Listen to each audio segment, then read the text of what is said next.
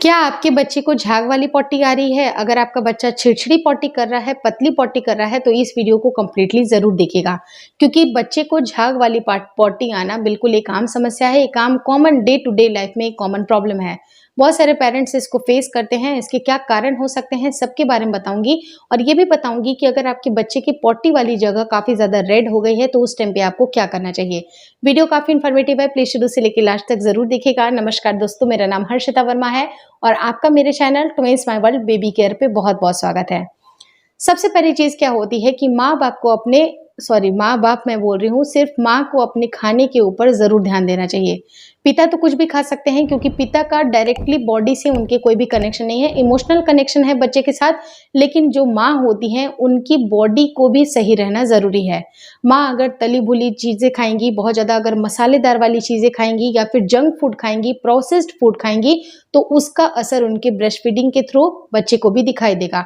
यानी कि बच्चा मेंटल तौर से भी ज्यादा, फिजिकल तौर पे भी ज्यादा डिपेंडेंट है अपनी माँ के साथ। तो माँ को कोशिश ये करना चाहिए कि जब भी बच्चा ब्रेस्ट फीडिंग फेज में हो, उस टाइम पे खाने पीने में सही कंट्रोल होना जरूरी है। लेकिन माँ भी तो एक इंसान है, कई ना कई बार क्या होता है कि कुछ चीजें हो जाती हैं, मन कर जाती हैं, खाने की इच्छा कर जाती है, तो वो हल्की फुल्की सी चीजें भी अगर वो माँ ले लेती है, तो बच्चा तुरंत से, अगर आपका बच्चा जल्दी से जल्दी अगर एलर्जिक हो जाता है, तो उसको झाग वाली पॉटी आ जाती है। ये एक आम समस्या है, लेकिन उसमें देख के आपको बिल्कुल भी घबराना नहीं है। कुछ चीजें अगर आपने खा ली, फिर वो आपको ये ठीक भी हो गई, यानी कि एक दिन आपने उसको, फिर आपका खत्म हो गया, यानी कि वन मील अगर आपने कुछ गड़बड़ खा भी ली, लेकिन बाकी अगर आप नॉर्मल रूटीन में आ गई, तो आपका बच्चा भी बिल्कुल नॉर्मल रूटीन में आ जाए, 2 दिन के अंदर अंदर दूर हो जाएगी। लेकिन कभी भी अगर आप कोई भी ऐसी चीज खा ले, मान लीजिए कि आपकी क्रेविंग हो रही है, कुछ चीज आपको पसंद भी है, तो उसकी मात्रा आपको बहुत कम कर देनी है, जिससे कि बच्चे को ज्यादा एलर्जी ना हो। वहीं पर आप चाहे तो हींग का भी सेवन जरूर कर ले। अपने नॉर्मल भी डाइट में आपको हींग का पानी जरूर पीना चाहिए। जैसे 1 से 2 चुटकी हींग को आपको गर्म पानी में घोल करके पी लेना चाहिए। चम्मच में आप ले लीजिए, काला नमक मिला लीजिए, आप उसमें अजवाइन मिला लीजिए और अच्छी तरह से उसको पी लीजिए। यानी कि कहीं पर भी अगर कोलिक हो रही है या कुछ अगर समस्या बन सकती है, तो वो समस्या उसी वक्त पर खत्म हो जाएगी। यानी कि माँ भी अपने आप को इतना ज्यादा कंट्रोल ना करे। अगर कुछ चीजें ऐसी होती हैं कि कई बार इच्छाओं कर जाती है, तो आप थोड़ी सी चीजें ले लीजिए, लेकिन उसकी मात्रा को बहुत ही कम कर लीजिए। मात्रा अगर ज्यादा नहीं होगी तो बच्चे को भी ज्यादा परेशानी नहीं आएगी। लेकिन कई बार क्या होता है कि अगर आप मात्रा ज्यादा रख रही हैं, उसमें से भी ऐसी चीजें खा रही हैं जो कि आपको बहुत ज्यादा गैस बना सकती हैं, जैसे छोले, राजमे, पनीर, या फिर बहुत ज़्यादा डेयरी प्रोडक्ट का भी अगर आप इस्तेमाल करती हैं, जो भी अगर महिलाएं एलर्जिक फील करती हैं, जैसे कि बहुत सारी महिलाओं को लैक्टोज इंटॉलरेंस होता है, उन महिलाओं के भी बच्चे को झाग वाली पॉटी आ सकती है। तो अगर आपको डेयरी प्रोडक्ट से कोई परेशानी पहले नहीं थी, तो आप इस टाइम पे खा सकते हैं। लेकिन अगर आपको पनीर वगैरह सूट नहीं करता है, कई बार बहुत सारी महिलाएं ठंडी चीज़ें खाती हैं, दही वगैरह खाती हैं, तो आपको ये सारी चीज़ें अवॉइड करनी चाहिए। आइसक्रीम या कोई भी ऐसी चीज़ें जो ठंडी हैं और जिसकी तासीर आपको बादी हो सकती है, यानी कि आपको गैस क्रिएट कर सकती है, कोलिक हो सकती है, तो वो चीज़ों को बिल्कुल आपको अवॉइड कर देना है। अपने खाने में हींग का, अजवाइन का सेवन जरूर कर लीजिए। इससे आपको गैस नहीं बनेगा, आपको गैस नहीं बनेगा तो बच्चे को भी गैस या फिर कोलिक पेन नहीं होगा और बच्चा छिड़छिड़ी पॉटी नहीं करेगा। हरी दानेदार, जो आप कह सकते हैं झाग वाली पॉटी नहीं आएगी।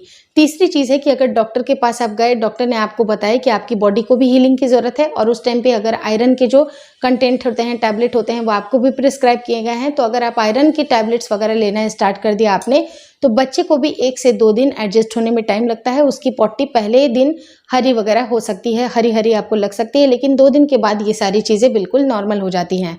तो अगर आपको लेनी है, अगर आपको, जैसे कि अगर आप कंटिन्यू करती हैं, तो आप बिल्कुल कंटिन्यू करिए। एक दिन को देख के ऐसा मत सोचिए कि बच्चे को हरी पॉटी हो गई तो मैं छोड़ देती हूँ आयरन की टैबलेट। नहीं, आपको लेना चाहिए, क्योंकि धीरे धीरे बच्चा भी इससे एडिक्टेड हो जाएगा। और आयरन के जो टैबलेट होते हैं, सप्लीमेंट होते हैं, वो अच्छी चीज़ होती है, उसको एडेप्शन बच्चा खुद ब खुद कर लेगा।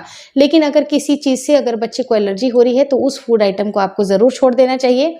इससे आपको आगे समस्या नहीं होगी। और हींग का सेवन आपको जरूर करना है और बच्चे के पेट में भी हींग को आपको जरूर अप्लाई कर देना चाहिए। Last but not the least, बच्चे को अगर काफी ज्यादा पॉटी करते करते उसकी पॉटी वाली जगह रेड हो गई है, तो आप कोशिश ये करें कि अपने खाने में मिर्च का सेवन कम कर दें। मिर्च या फिर बहुत ज्यादा स्पाइसी जो फूड होते हैं, बहुत ज्यादा अगर मसाले आपने मिलाए हुए हैं उसमें, तो बच्चे के जो पॉटी का जो एरिया होता है, जो बहुत ज्यादा लाल हो जाता है। कई बार बच्चा 1 ही 2 बार पॉटी करता है, लेकिन वो जलन की वजह से बच्चे को बहुत तकलीफ होती है। कई बार बच्चे को बहुत ज़्यादा लूज मोशन होता है, तो पोंछते पोंछते भी अगर आप वाइप से पोंछ रहे हैं, उससे भी बच्चे की पॉटी वाली जगह लाल हो जाती है। तो डाइट का कंट्रोल होना ज़रूरी है। और दूसरी चीज़, बच्चे को ऐसे डायपर ना पहनाइए जो कि सिंथेटिक होते हैं। लंबे लंबे समय तक वही सेम डायपर आपको नहीं पहनाना है। डायपर आपको टाइम टू टाइम चेंज करना है। हो सके तो बच्चे को पतली जो तिकोनी होती है, सूती कपड़े वाली तिकोनी, वो बच्चे को पहनाइए, ताकि बच्चे को काफ़ी एरेशन भी मिल सके, जिससे उसकी हीलिंग जल्दी हो सके। और last but not the least, अगर बच्चे की एरिया वो ज़्यादा लाल हो रही है, बच्चा ज़्यादा जलन में है, तो उस टाइम पे आप लोकल एप्लीकेशन ऑइंटमेंट का अपने डॉक्टर से पूछ के लगा सकते हैं। 1 से 2 दिन के अंदर अंदर आपका बच्चा पूरी तरह से हील हो जाएगा।